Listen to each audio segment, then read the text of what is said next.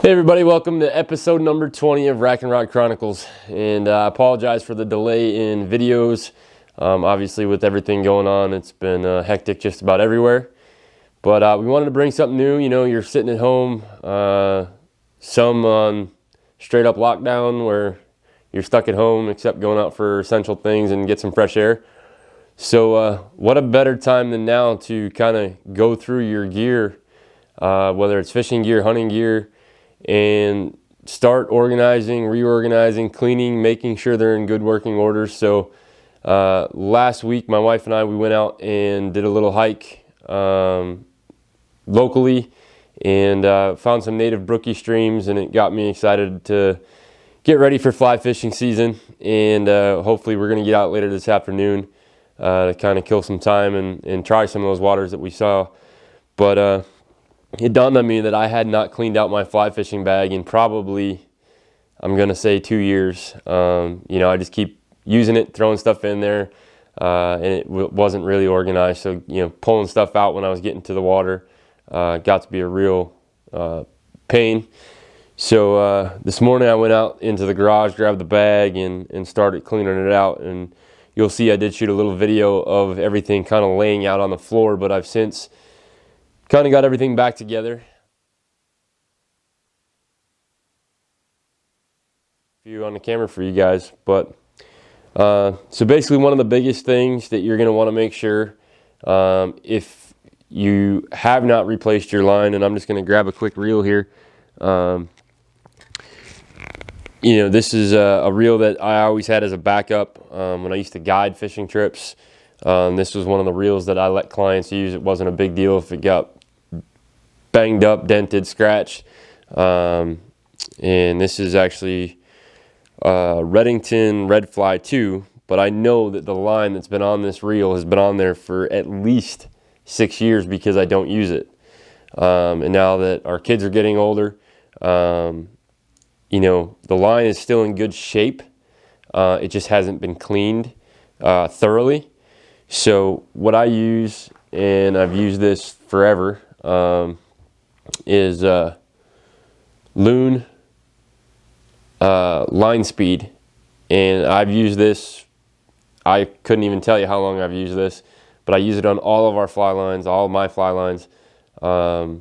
There are times when I think about it, oh man, I haven't cleaned this line, and get into a stream, so I'll quick, you know, dump it out onto a wading mat and clean it as I'm reeling it back on.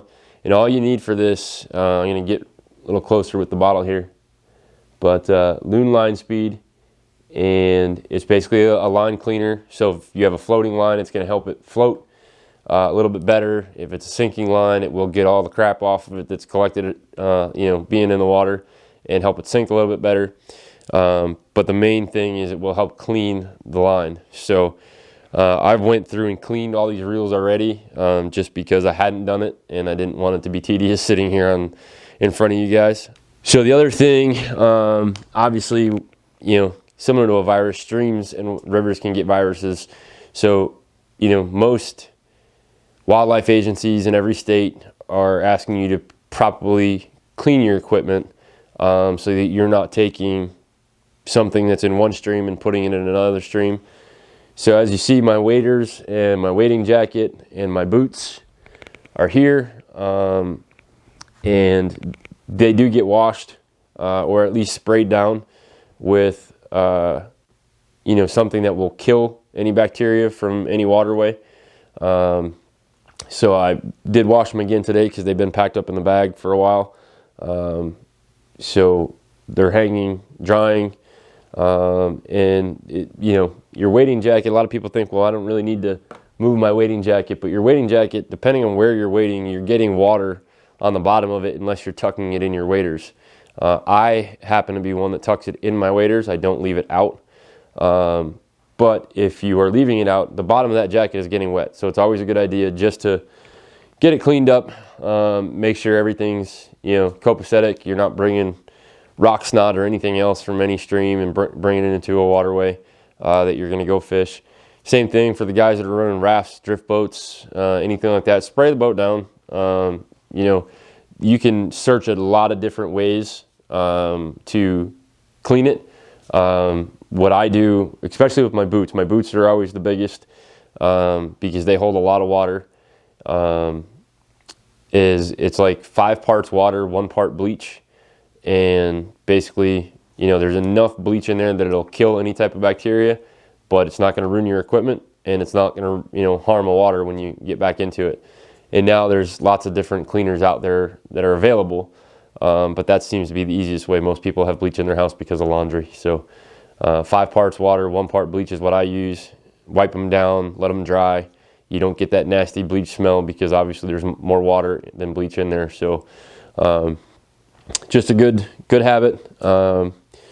And again, then start going through the rest of your equipment. So something I always have on, I started using it when I was guiding. Not so much when I was competing because it kind of got in the way.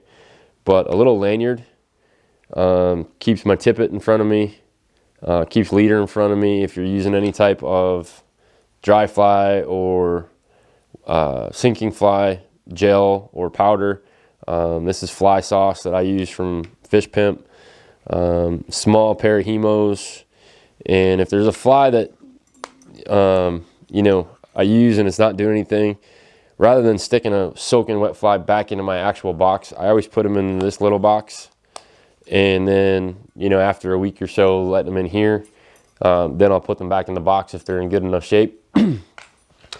And obviously fly boxes, go through your flies, make sure you have what you're looking for. If you tie your own flies and you realize that you're missing some stuff, maybe it's time to get on the bench or sitting at home doing nothing. So, I always try to make sure that I have filled what I need.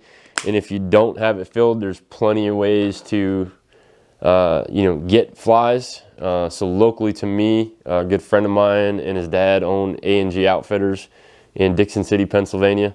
So you can call them up. They are still taking orders and they will ship stuff to you. And a very good friend of mine who we met at the Jersey Fly Fishing Show, Northwoods Fly Company, Nate, ties just some phenomenal flies. And you can order from his site, or give him a call, shoot him a message. He is on Instagram and Facebook as well as A&G. And we're going to be doing some stuff with Nate here, getting ready for summertime. We're going to work with some of his flies.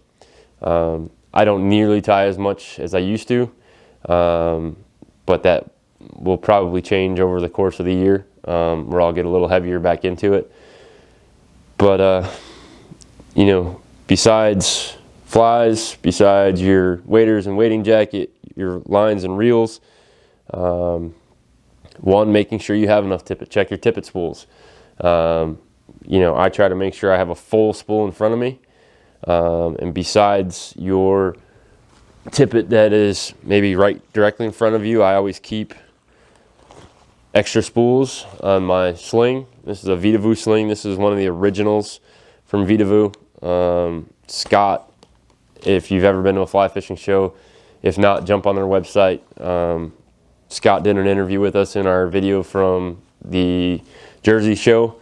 So Scott and I go way back, and this is the pack that we talked about in the video. I still use it, and I will be looking at replacing, not replacing, but having a backup as a chest pack. I kind of miss fishing with my chest pack sometimes, but make sure that the gear that you're going to need on the water, so little fly shaker for dry flies. I always keep Rio. So this is the tippet and the taper leader that we did on the video for Rio. So I keep one of those extra in there, especially when I'm using my Euro nymphing rod. I keep some floats. Sometimes you're out with somebody and they can't see that marker line. So I always keep a sleeve of floats in there and a stream thermometer. And this is also something that if you fish in the northeast part of the country, again from Loon, it's Stanley's Ice Off paste. Keep ice out of your guides. You kind of learn that to use that a lot if you're a steelhead and salmon fisherman. But yeah, so check that. Check your rods. Check your guides. Make sure everything's cleaned up. And I'm going to step behind the camera here just so I can show you So all of my gear goes actually into a bag, and this bag is from way back in the day. It's actually a William Joseph bag. And what I found out, actually, to my surprise, was at Archery Trade Association, Badlands actually owns the William Joseph company. And I happened to see this bag that was in camo at the show. And I'm like, where did you guys get this from? And he's like, oh, that was our old William Joseph bag. Now, I've had this since my comp days. And because I traveled a lot when competing, this keeps all of your gear in one place. So the pocket that I'm zipping up right now, I actually keep all my extra fly boxes with extra flies in it. Same thing on this side. There's another pocket here, and that's where that goes. So I kind of wanted to do this so I can kind of show you how I pack the bag when it's organized. So on the inside layer here, I've got all my extra leader material, and people always ask me, why do you have all this, different poundage lines? This is actually, because I competed, if you needed to build leaders, I always kept high pound test spools in my chest pack. So I start usually with like a 20-pound butt end and then bring it all the way down, because in Euro nymphing you're building, you want to make sure that strength is there. So that's why I have so much line. In this top pocket, I keep all my extra stream accessories. So I've got extra hemos in there, extra floating, extra floats. I have a Brooks fly pad, which is attachable for a boat. I keep my bigger flies that I don't use constantly in there. And then this would be your rod compartment. So as you can see, I've got in here also goes my net. It's up. Get that down, and now I can zip this bottom part back up. The other really cool part about this bag is it does have your wader compartment, which is right here. Stays out on top. So everything has dried. I've had them out for a while now. Let me grab my other boot here. And there's one benefit to having a fireplace in the office is you can kind of put stuff in front of it to stay dry. So my boots go in. So now that I have that portion all put away, in the lid of that exact compartment, there's two more pockets. So they all go into that pocket. And I just need to zip this so that I can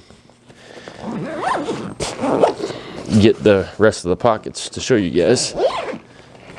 So obviously my fly box is in both side pockets, waders and jacket in the front pocket. And then the very last pocket on here is this top pocket. And that's basically where all of my reels go. Double check your equipment. Now is a great time to do it. There's nothing going on that, it allows you the time, let's put it that way. It allows you the time to check every piece of gear correctly, make sure everything's in working order, so that way that's all done. So when the season gets here, you can go out and enjoy yourself and not have to worry about, an equipment failure or anything to that nature. So hope this video didn't go too crazy long, but we hope you enjoyed it. Again, we apologize for the delay. To keep up with us, make sure you click the little subscribe button below the video here and hit subscribe to notify, and every time we post a video, it'll come up. You guys, we appreciate it. Stay tuned. We'll talk to you next time.